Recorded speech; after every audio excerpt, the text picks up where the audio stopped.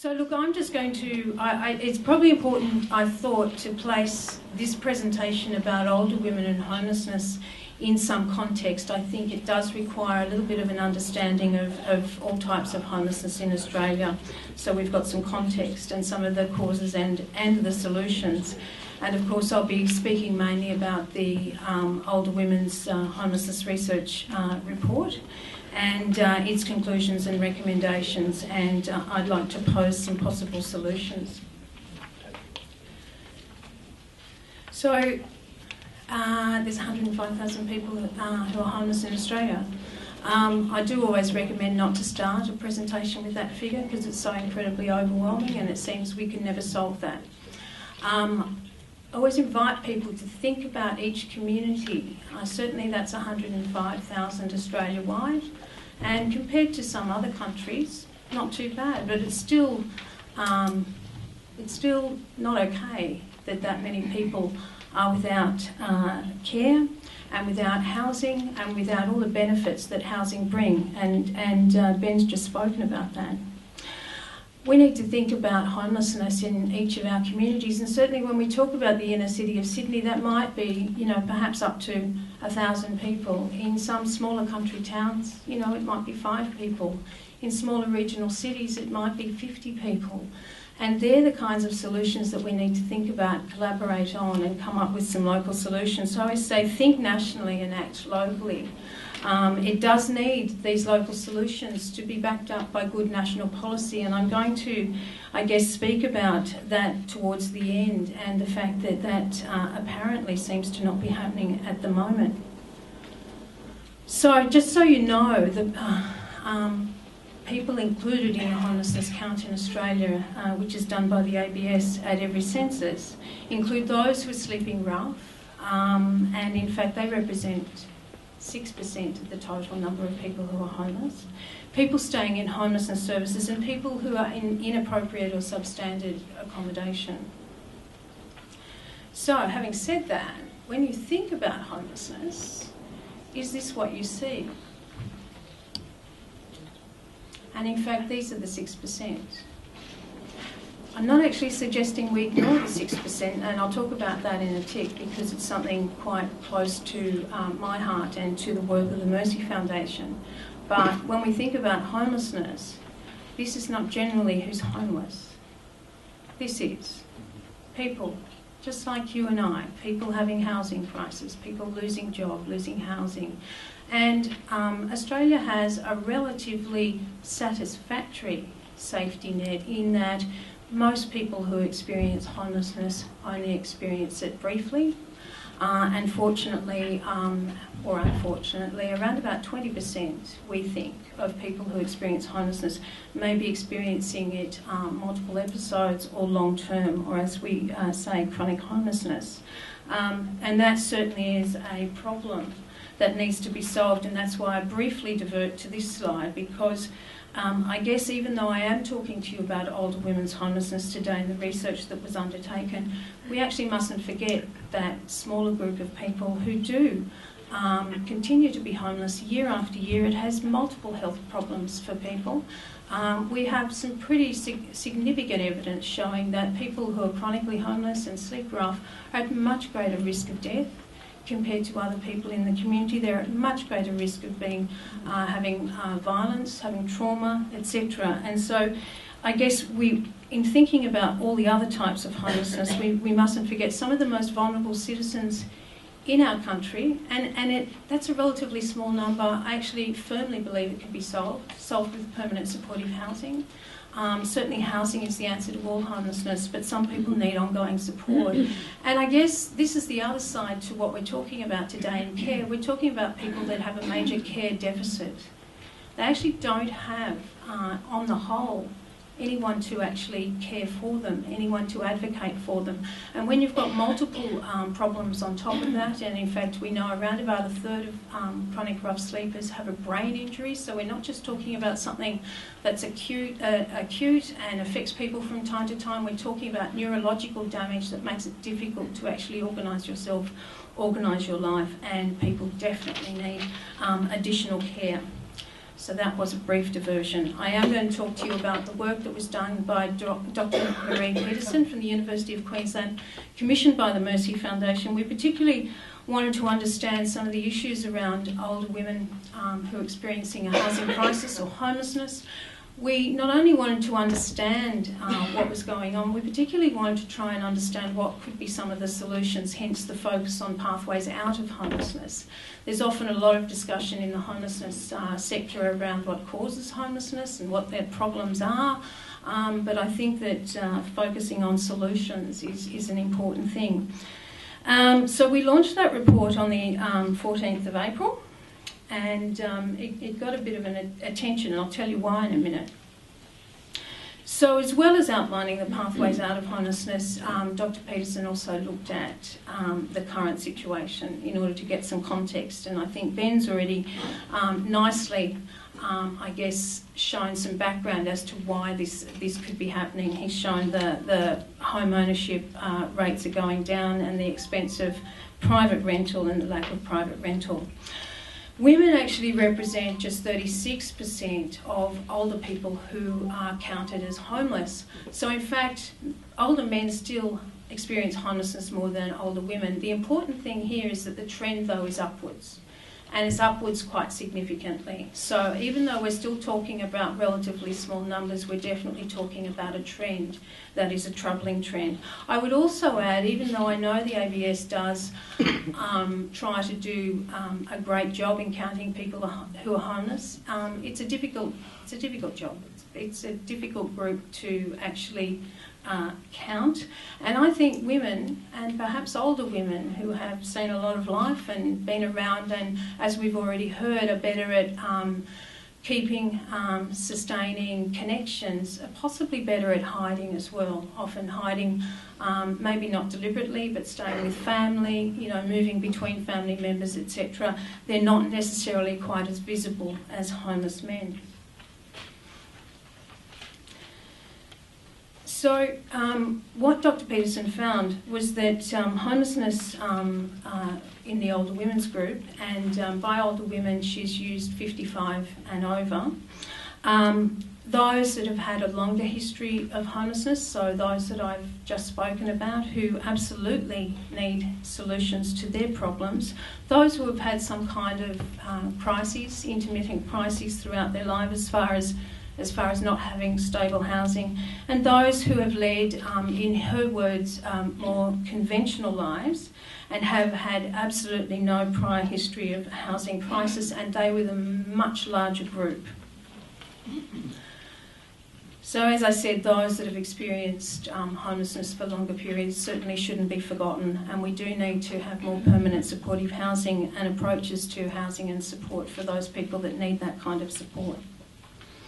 So, as for conventional women, we're talking about those that Ben just spoke about, those who have spent a lot of their life caring for children and other family members, and they may not have ever been. I certainly remember my mother and father got married in 1953, and my mother had been studying nursing, and she immediately had to, well, it was actually a rule, you couldn't continue to work once you got married. So there are plenty of women in that particular age group who actually have not been in the paid workforce or in and out of the paid workforce, and as a result have very little superannuation, especially the current demographic. I know that super only came in after I'd been working for about 5 years.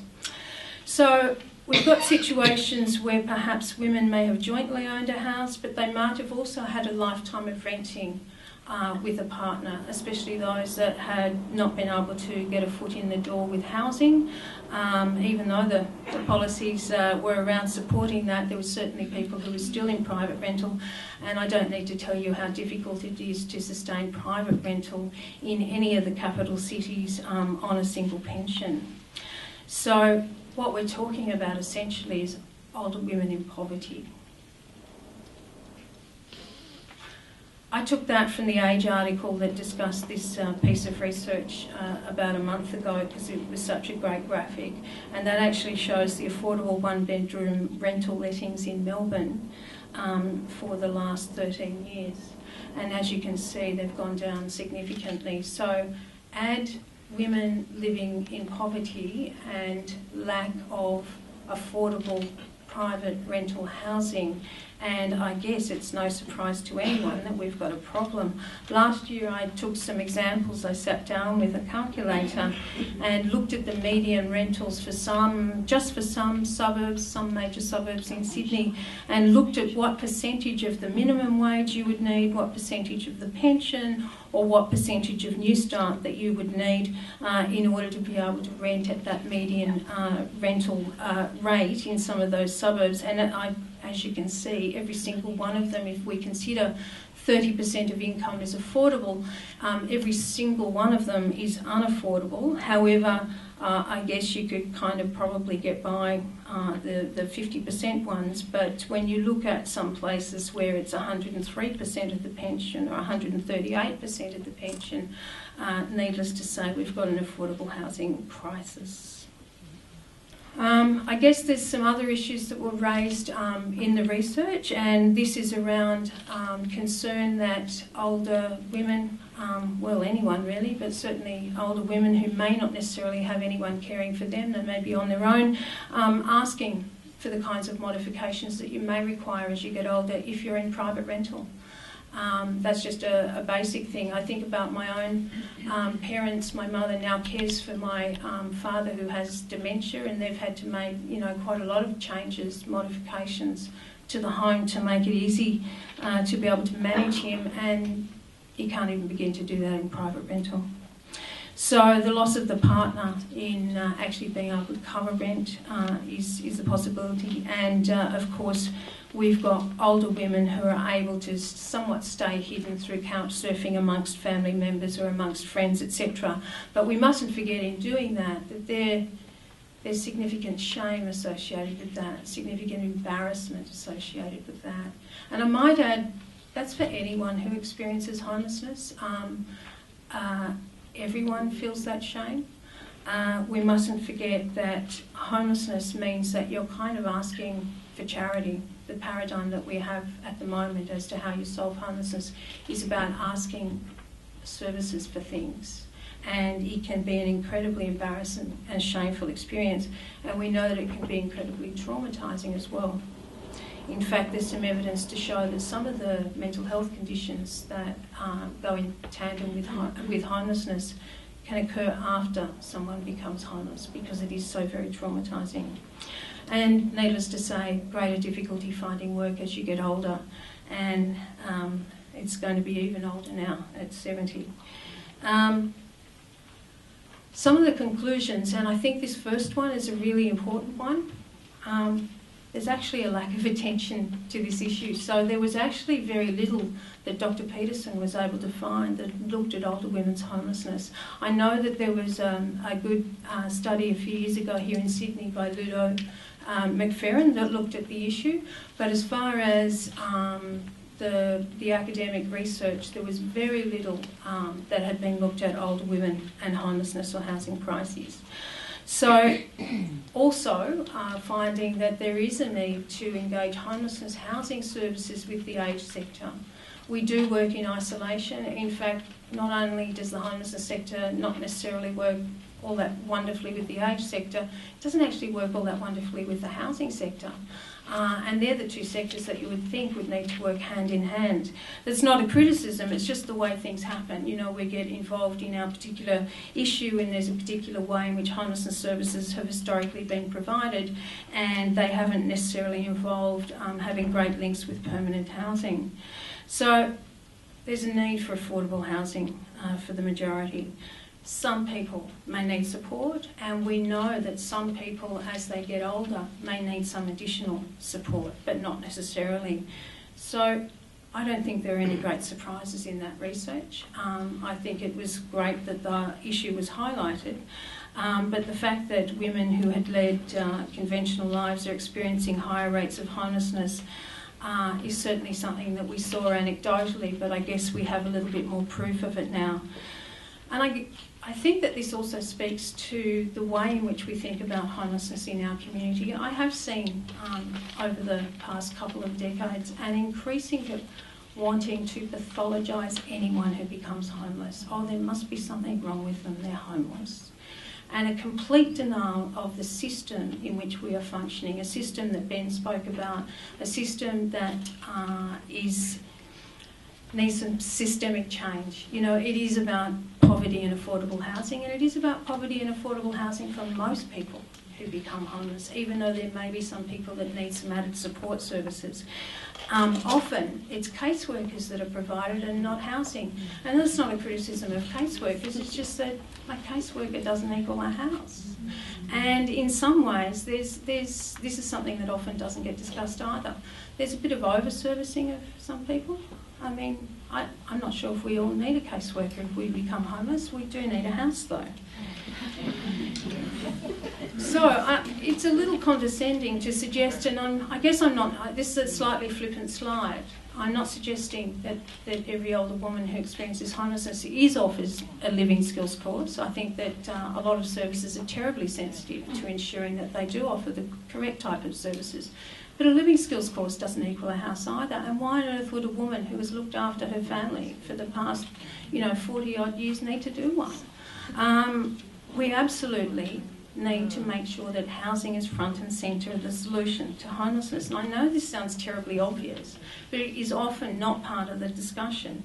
And so I think that we have, as a nation, quite carelessly redefined homelessness as a problem of the individual. And it's not.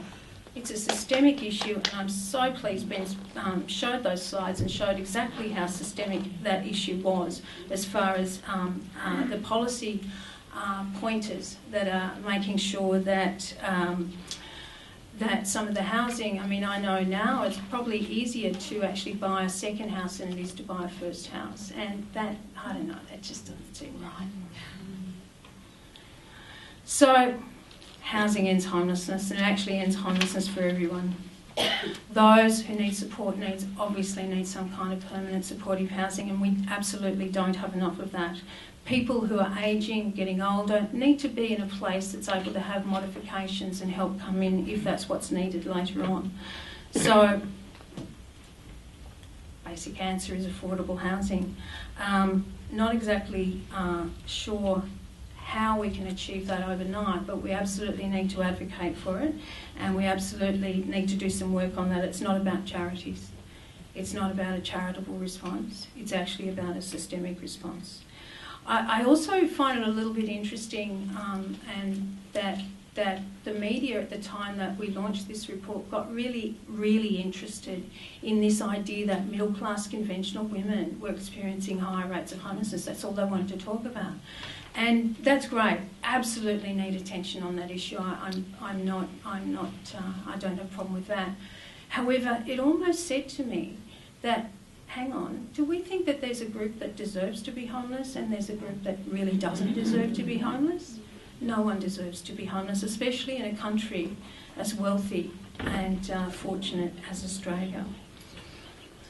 There's a story that I actually took directly from the Age article in April that just really gives you an example of someone who was living in private rented accommodation, didn't have proper hot water, it was really difficult, and obviously a lot too anxious to ask the landlord to fix it lest the rent go up.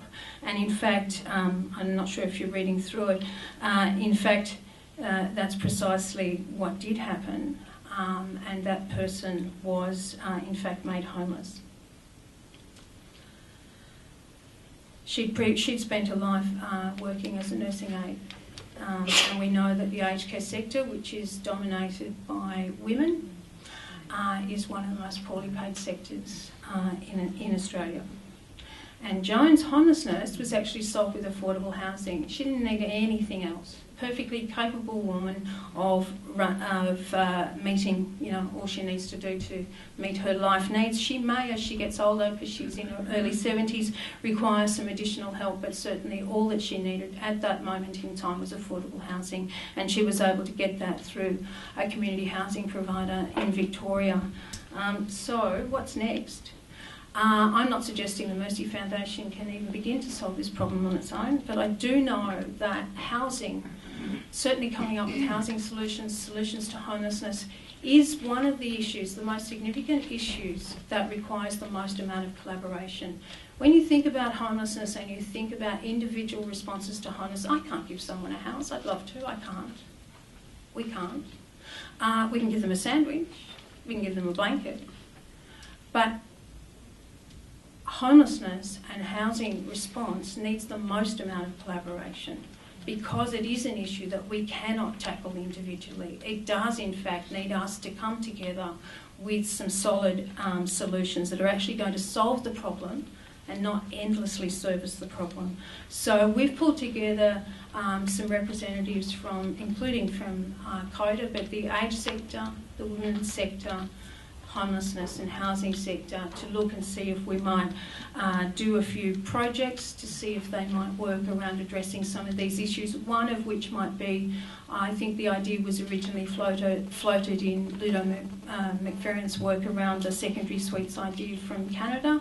I think that the New South Wales government has put a SEP in place to assist that to happen, but I do think that we need to have a go at that, because I think an older person rattling around in a house who may want to separate that house into two dwellings so that someone else can be housed, it's a nifty way of getting some extra housing. But look, I wouldn't pretend with the local government development rules and all that that's a really easy task to do. I think that we might have to put together some help for people who might want to do that, because there's some significant housing assets out there that could perhaps be shared in a different way. So that's just one example of a project. I'd be interested if anyone wanted to talk to me about other ideas.